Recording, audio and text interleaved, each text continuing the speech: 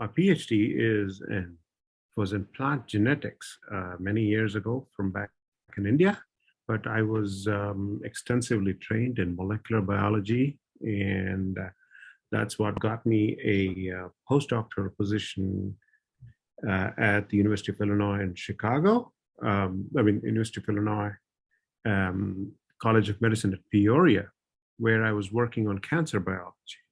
So that's how I got into cancer research, and then that's been the primary area of research for me since 2003. I worked for about a year and a half there, and then moved to LSU Health Sciences Center in New Orleans after I got married to an LSU PhD graduate student then.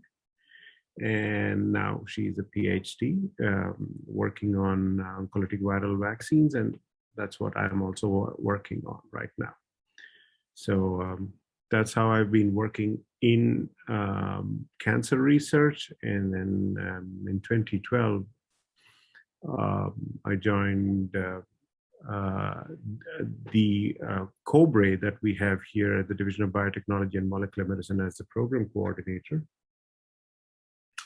That was on infectious disease research. And then in 2016, when Dr. Chrysalis took over as the PI of the LBRN program, I took over the role of the program coordinator for the Louisiana Biomedical Research Network, the LA-INRI, and have been program coordinator since. And since then, we've had 2 additional COBREs come in here at the vet school. One was the Center for Lung Biology and Disease and the Center for Preclinical Cancer Research, which came in earlier this year. And I have multiple roles in that preclinical cancer COBRE as well. Fortunately for me, I had like a tremendous grounding in my research side. So the research transition was not too dramatic. And some of my peers from my institution were there in that same institution at Peoria. So it was, and Peoria being a super tiny, tiny little city, if I can call that a city, in Illinois, the biggest transition was the vast open non-crowd spaces, as in then the people per unit area was so much lesser. And that for me was the biggest transition, when you don't see as many people as you would at any given time in India. And then I enjoyed the cold weather, so I couldn't complain. That was the first time I saw snow in my life. But scientifically, the transition was not too dramatic. I was able to. It was a fantastic group that I was able to work with, so there was no problem. So I did come to Louisiana after I got married to my wife, who was doing her PhD here at LSU and in PhD in biochemistry. But I first came to LSU Health Sciences Center in New Orleans, and I was working there. Well, I came in February, and end of August, Katrina came and hit. So the whole city went under, and my lab decided to move temporarily to Houston. I had come in from Illinois to Louisiana to be with my wife, so I chose not to go. And then I looked around. Gus Chrysalis was looking for postdoctoral researchers with experience in cancer research and shRNA technology, which I had then. So that's how we kind of came together. And I've been with Gus since October of 2004, 2005. And I've been with this group since, working with Kaposi sarcoma associated herpes virus and oncolytic viral vaccines. And of course, in addition to that, working with his center grants, the LBRN and the 3 COBRAs now.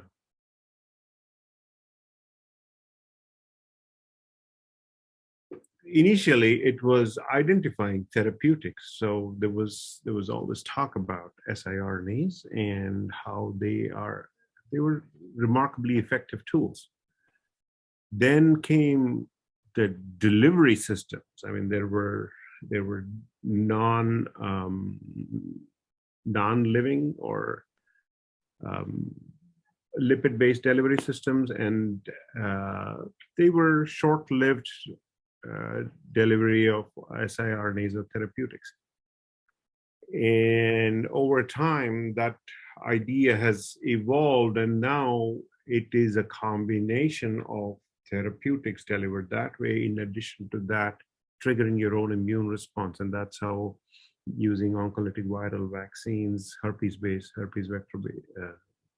simplex virus-based vaccines are what is the next step in what is a constantly evolving disease, right? I mean, there is not one single silver bullet that transcends all types of cancers. Cancers are so varied, and then the more you come across them, the more you find that they have different ways of evading therapeutics, or they have different ways of expanding their spread in patients. So it is always the constant challenge of staying ahead, or trying to stay ahead of the fight, but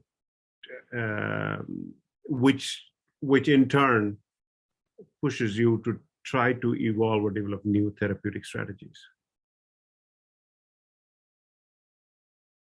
LBRN, in one form or the other, has been in the state of Louisiana since 2003. 2002, 2003, that's when the original Biomedical Research Network BRIN grant was awarded. From 2005 onwards it's the LA INBRE, or the Idea Network for Biomedical Research Excellence, was named the Louisiana Biomedical Research Network. The LBRN initially started off with 6 institutions. These were the University of Louisiana in Monroe, Louisiana State University at Shreveport, and Louisiana Tech University at Ruston. And then down south, we had Southern University of Baton Rouge.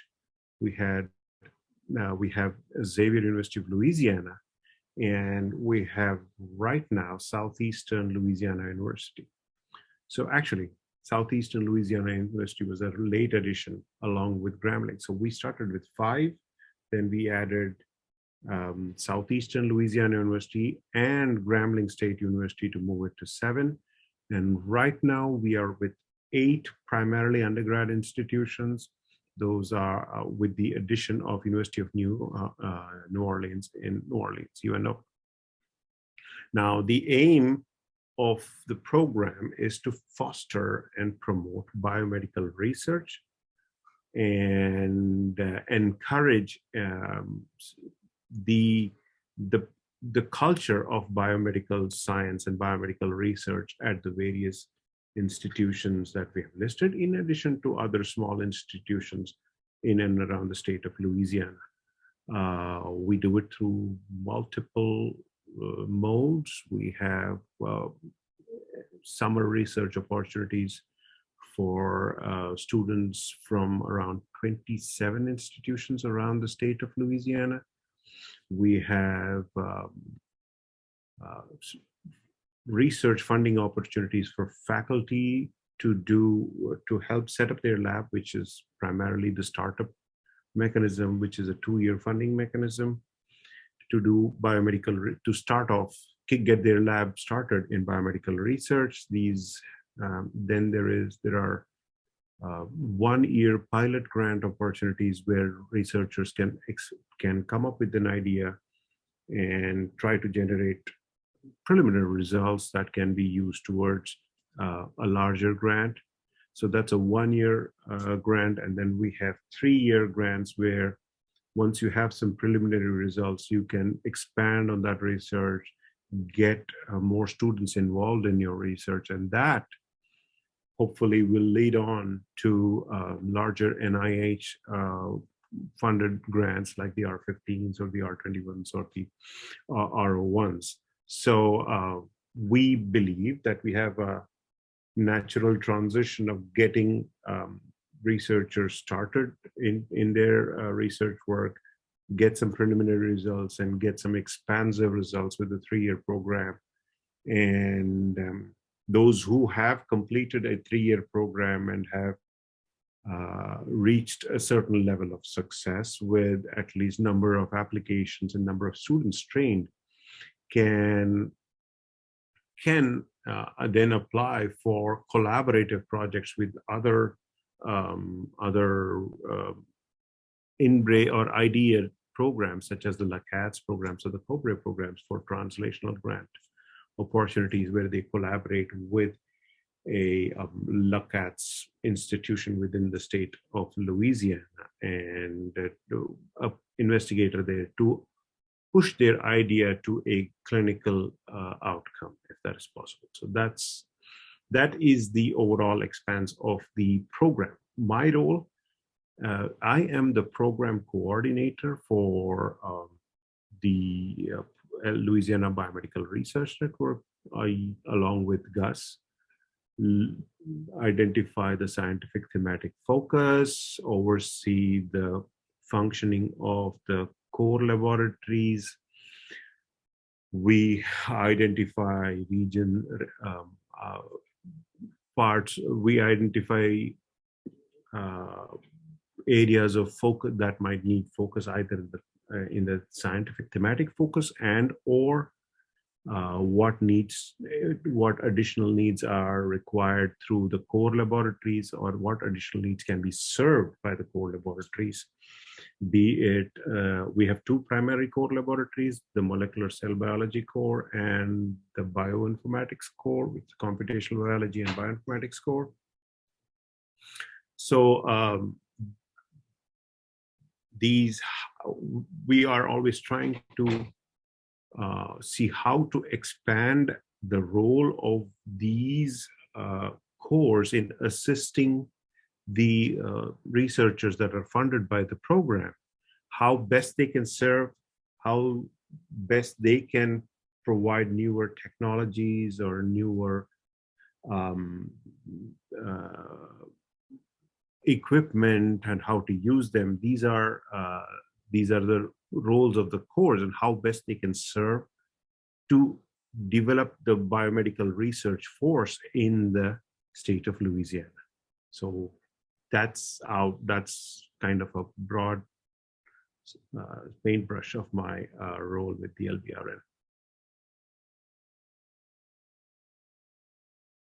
I am intricately involved in every aspect of the functioning of the LBRN. So when we do call outs for the summer research program, the applications come through me. There are reviewers, but we make a call in conjunction with the PI, Dr. Kuslas, on how the funds are distributed, as in who gets funded. In addition to the review process, there is also a distribution process, because we want to be equitably distributing the funds, at least representatively distributing the funds to parts of the network that may not have access to all the resources that some of the other students will have. So the summer program per se is available for undergraduate, graduate, and graduate students and faculty members. Although the primary focus is on undergrad students, it is done in conjunction with the Louisiana border regions, which funds in about $250,000, approximately $250,000 a year towards the summer program. And the endeavor there is to place students from, or to bring students here to LSU to do research, but they can also carry out research at a flagship institution in their vicinity if they are able to identify a mentor there.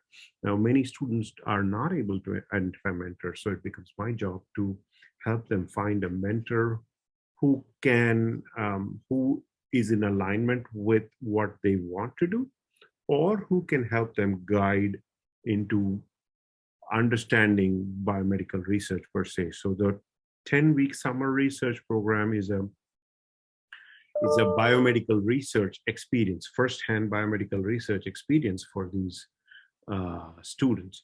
Now, some of these students, and in fact, at the end of the 10-week period, these people have to do a summer undergraduate research forum where they present their research as part of a large group of undergrad research, summer research experiences, or REUs. And during this 10-week period, we, me and our team here arrange for seminar series to acquaint the summer students with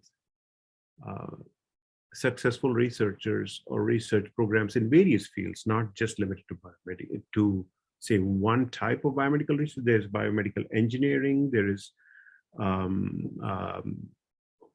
people coming from physics department who give talks, and people coming from chemistry department who give talks, but in some way or the other, they have a biomedical element to it.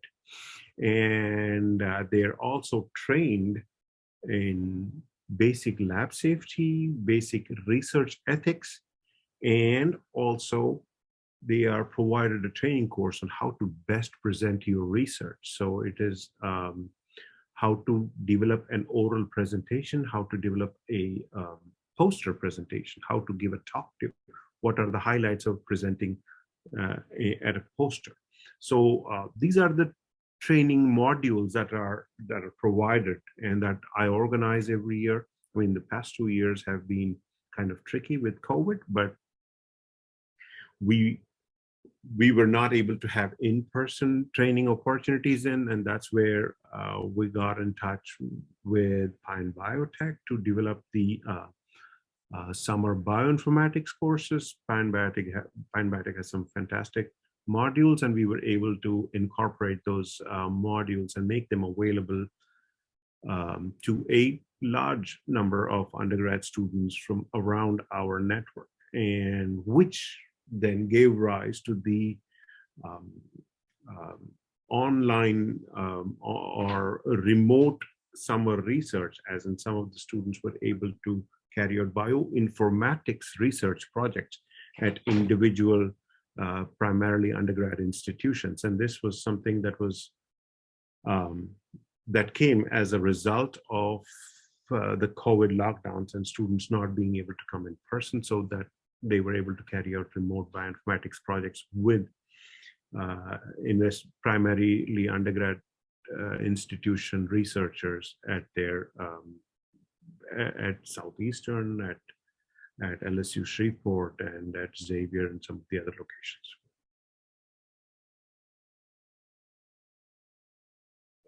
I believe that our model of startup programs, pilot programs, full projects, and translational projects, that seems like a very natural transition where we are trying to provide research support for investigators in every stage of their early career, or especially in primarily undergrad institutions where it's very difficult to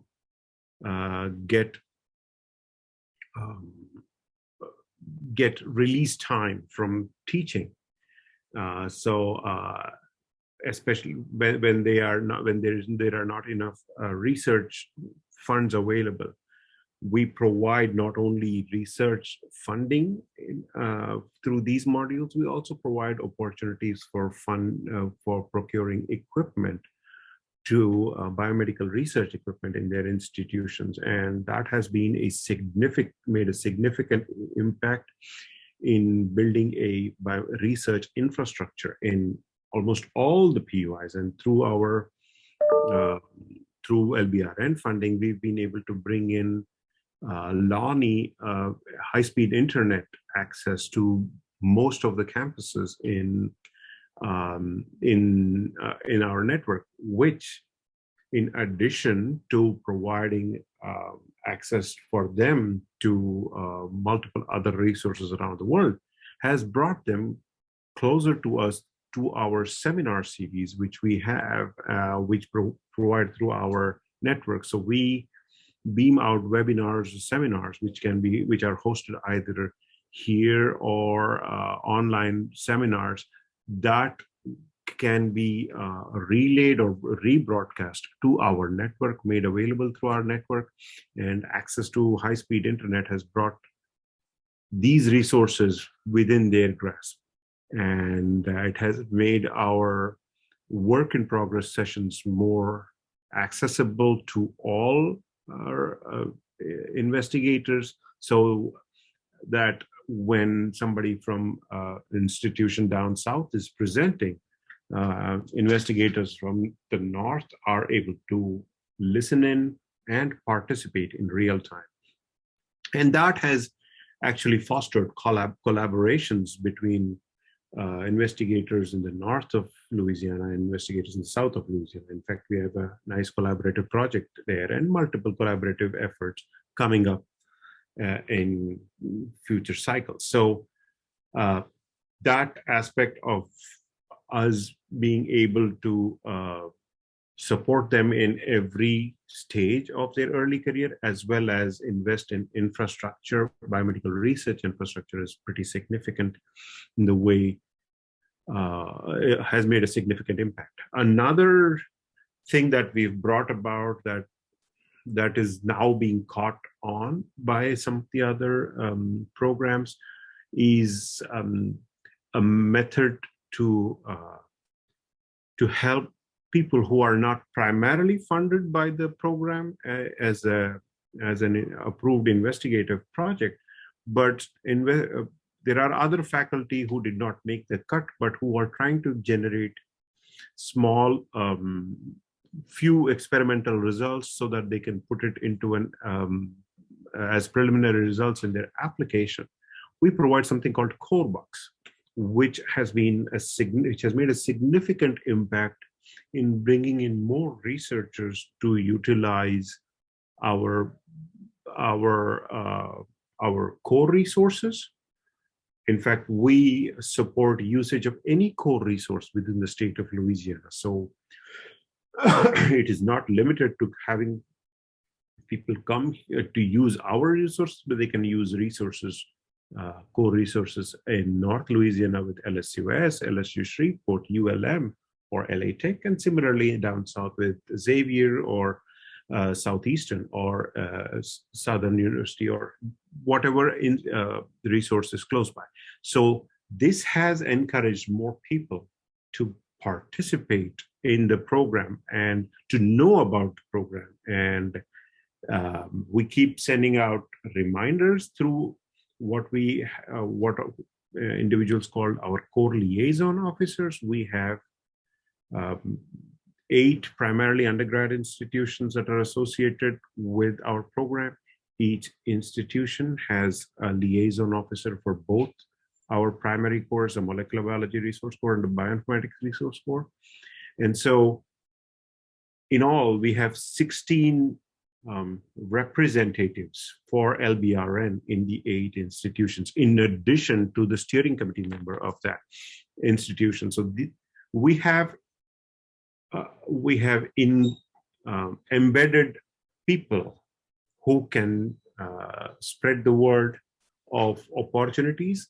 And so we have kind of built it like in such a way that there is information flowing both directions, where we are getting requests and information come through these officers from the various institutions, and they are able to transmit our message to them through from whatever is generated from the administrative leadership. The NAIPI is the National Association for IDEA Principal Investigators, right? So it's IDEA program as such is designed in such a way that funds from an IDEA program state cannot leave an IDEA program state. They can be within IDEA program state. Now, the IDEA program funded by an IGMS itself has access to a lot of resources, whether we have multiple core resources across the network of IDEA states. And there are national resources like the Proteomics Resource Core in Arkansas. And then we have at our disposal tremendous bioinformatics resources, which are not a national level or nationally protein and genomics resource that is funded for national level support, but we have the capability, and our association with BioMMED provides us with the ability to provide bioinformatics support, as well as the unique training modules that we have that can be expanded to all these other network institutions. So NAIPI can be a node for just like NAIPI can be a node for information coming together about available resources, and from there letting people know about all the available resources across the network. Now, how it would come about, I mean, the simplest thing would be, oh, we have a website, and that website is where all the information comes. But if there are ways of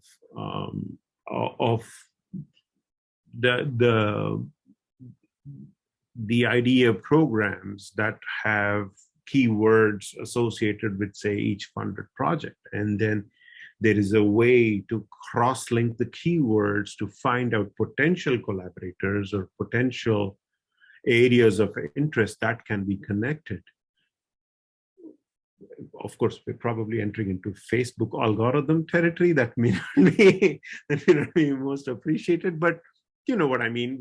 When you can get a scientific consensus of or a scientific collaboration, if you find areas of similarity or areas of potential collaboration, then that would be highly advantageous, and perhaps NAIPI can play a role and perhaps come up with some sort of a newsletter that can, or a newsletter or a journal where people can publish, say, quarterly or so, and then in NAIPI, IDEA investigators can publish quarterly, so then that can be disseminated freely between in the IDEA institutions.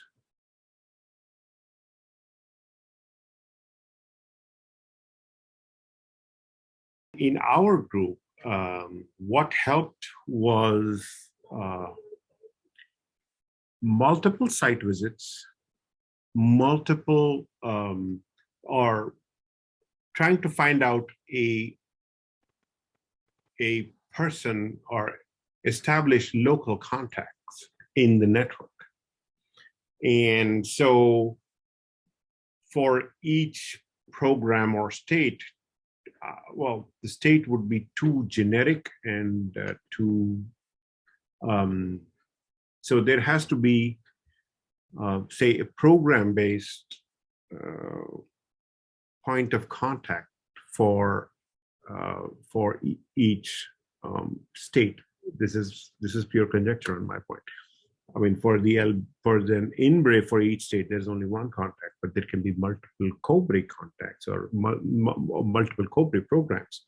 So if there is a way to have a co-break contact that can coalesce or collate co-break information, there are other programs associated with the IDEA network. You have the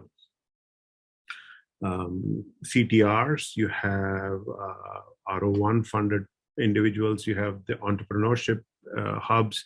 So if there is an individual contact for each of these programs per IDEA state, and then that person forms your node or your node for that program in that state, it helps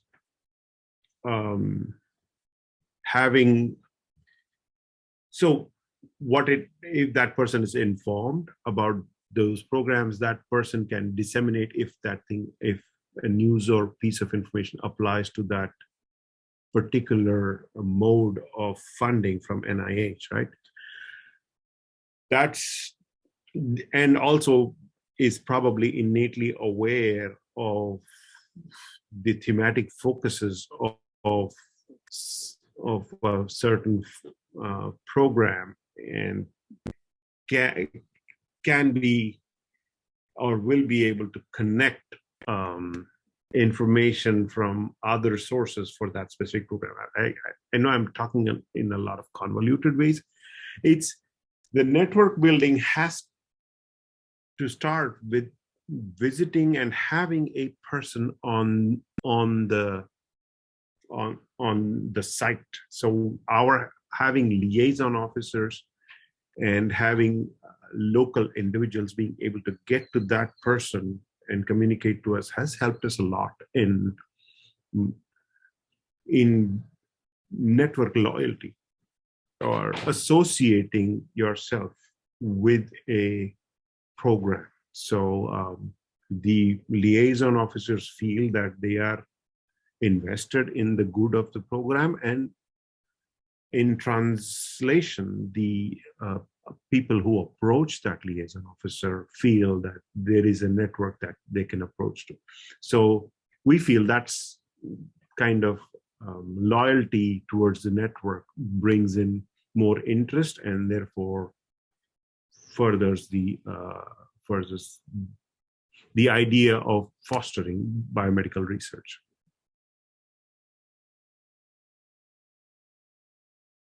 So for the most part, the way we do our sort of recruitment or in get students interested is we usually we visit multiple campuses in the north and in the south during the month of October and November. And there are outreach programs where we go talk to them about the summer program. And we also ask our local affiliates at these institutes, say in the north with LSU Shreveport, or in the south with Xavier or ourselves going there. So it's a lot easier to go south because everything is within an hour and a half. Going to the north would be a longer trip, but with the advent of Zoom and others, it gets a lot easier. But being in person, we go and have these outreach sessions. We would encourage students to participate in there. We would encourage students to get information from their nearest LBRN network institution. There is always an institution not very far from most academic sites in the north or in the south. And we encourage students to look out for opportunities. And I mean, we also have the bioinformatics training modules that are regularly posted on our website and our newsletter. Perhaps sign up for our newsletter. Keep checking our website for these opportunities and avail them as and when they are available. And we have pretty high acceptance rates when it comes to training modules. And so we usually encourage as many students as possible within reason to avail the opportunities.